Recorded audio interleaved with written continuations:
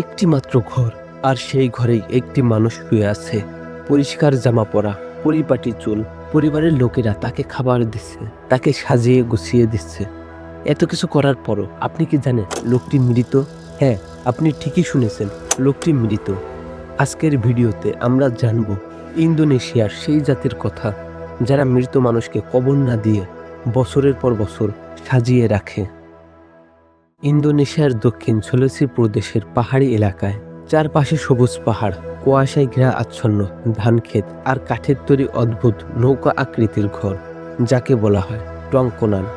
এই ঘর শুধু বসবাসের জায়গা নয়, এটি পরিবার, ঐতিহ্য ও পূর্বপুরুষের প্রতীক। তোর যাদের কাছে মৃত্যু মানে শেষ নয়, তাদের বিশ্বাস অনুযায়ী মানুষ হঠাৎ করে মারা যায় না। মৃত্যু হলো একটি ধাপে ধাপে আসা যাত্রা। যতক্ষণ না বিশাল অন্ত্যেষ্টিক্রিয়া সম্পন্ন হয়, ততক্ষণ মৃত মানুষকে মৃত বলা হয় না। মৃত মানুষকে বলা হয় টুমাকোলান, মানে অসুস্থ ব্যক্তি। এই সময় মৃত ব্যক্তি পরিবারের একজন সদস্য হিসেবেই থাকে। তোরেজা উপজাতির মৃত্যুর পরপরে মৃতদেহে ফরমালিন বা ভেষজ দ্রব্য ব্যবহার করা হয়, যে কারণে শরীর শুকিয়ে ফেলা হয়।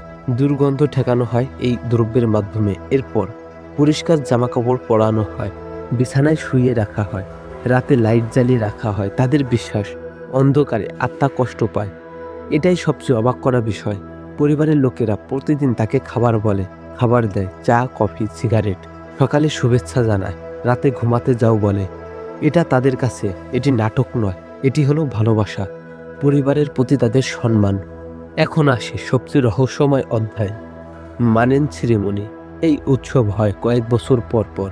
এতে কবরকে খোলা হয়, মৃতদেহ বের করা হয়, এরপরে পরিষ্কার করা হয়। দেহ সম্পূর্ণ ভালোভাবে পরিষ্কার করার পরে নতুন জামাকাপড় পরানো হয়, পরিবারের সাথে ছবি তোলা হয়।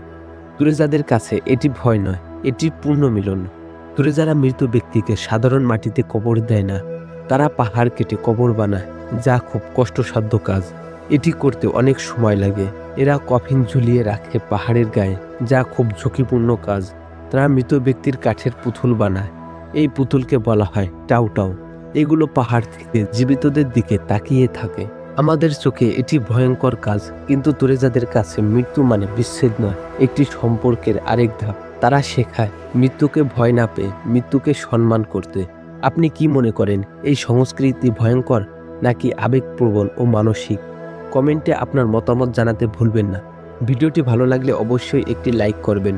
এই ধরনের ভিডিও দেখতে আমাদের চ্যানেলটি সাবস্ক্রাইব করে আমাদের সাথেই থাকুন। সম্পূর্ণ ভিডিওটি দেখার জন্য আপনাকে অসংখ্য ধন্যবাদ।